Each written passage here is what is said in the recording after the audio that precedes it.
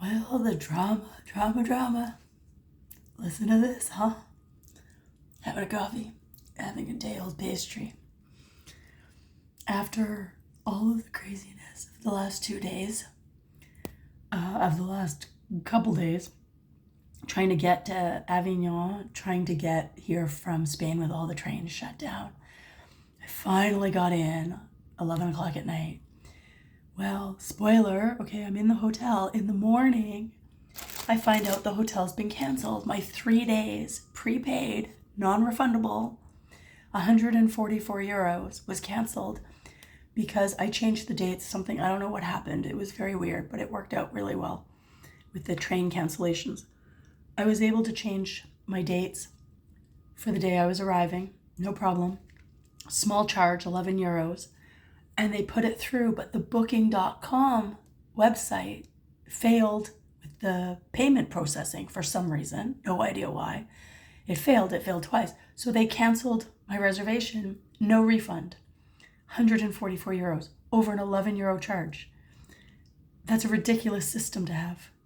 After everything I went through, could you imagine me arriving with nowhere to stay at 11 o'clock at night in the rain? Like, could you imagine had that happened? Luckily, I was in the hotel. Luckily, the hotel was just like, yeah, she's paid. It's fine. And when I arrived, I paid the fee. It was like, oh, you owe a little. And I was like, yeah, the change fee.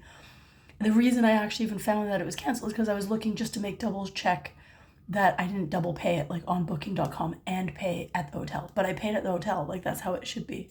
No problem. You pay city tax, tourist tax at the hotels everywhere as well. So, like, there's always a fee when you arrive. It's 11 euros. Calm down. Anyway, I got really mad. But I called booking to make sure I had a place to stay for the next 2 nights because I didn't know what was going on.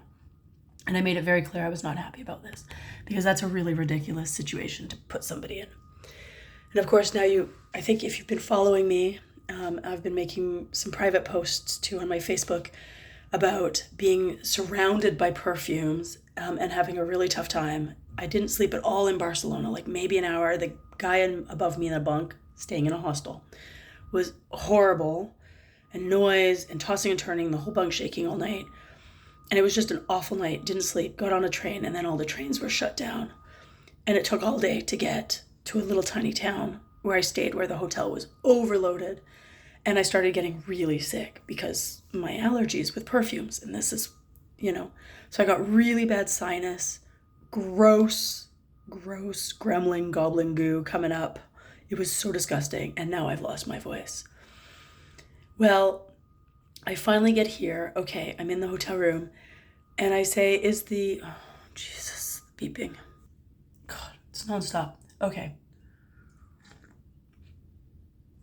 So I say, oh, is it going to be loud on the front of the street? She says, no, it's double paned. It was so loud. I didn't sleep very well at all. It was so loud. They really tried to do perfume free for me, but they said all of their sheets and stuff are done perfume free anyways, but I'm also really sensitive to whiteners. So I didn't sleep well from that. But the shaking and the vibration from the trucks and the buses going by was like it was like when you're at a party and the bass is going through your whole body and you can feel it. It was like that. So I change rooms. Okay, they're really nice about it. Change rooms. So I go out and I have a lovely day, very chill, very, very nice. Had a little dinner, spent too much money, but it was fantastic. I did a little personal wine tasting. One of those places where you like do the little wine. Okay, great. I come back 10:30 at night. I'm setting up, go to get into bed. It's probably about 11 and it's quite dirty. The sheets are like black marks and hairs and just, I was like, oh, God. So I go downstairs, the really nice night manager. I can either change rooms, but downstairs, and there's a lot of sewage smells occasionally. And I know downstairs is going to be worse. And then you also have the risk of people stomping on your head. And this is an old hotel. There's not really good soundproofings. And I'd rather be on the top floor. So I said, just give me some sheets. I'll change the beds myself. So here I am at midnight by this point. This is how long it all takes. I don't know why, but I'm back and forth trying to get the right sheets because he doesn't know which sheets are the right ones. Because he gave me like a single duvet cover instead of and I'm in a double bed, so it's not going to cover the bed at all as a sheet. So we get it sorted. I changed my sheets. I'm trying to sleep, cannot sleep. 3:30 in the morning, I think I fell asleep. And I woke up like at least 5 times until I finally just woke up at 8 with no voice. Okay. And I don't really know what I want to do today. And I kind of thought of a day trip, but it's raining, of course. And I don't care. And I'm so tired. And this coffee is lovely. And I don't know where I'm going tomorrow. I'm looking at flights to go sit in spas in Hungary at this point. On the other side of the continent. I have 3 days on my train pass left in 1 week, and I do not know what to do like this or where to go. I don't know what I want to do. If you have any suggestions besides just saying screw it to the ticket I already bought, going to Paris and coming home, all the money, never mind. I mean, I could do that. I'm sick. I could legit, like, even do cancellation insurance probably on my insurance. But my top current ideas are maybe go eat in Lyon, because I hear it's not actually a shithole of a town. Like what I saw was a shithole, but apparently there's a nice area and really, really good food. And then go to Bordeaux, or just go to Bordeaux and then go to Paris. I have ideas.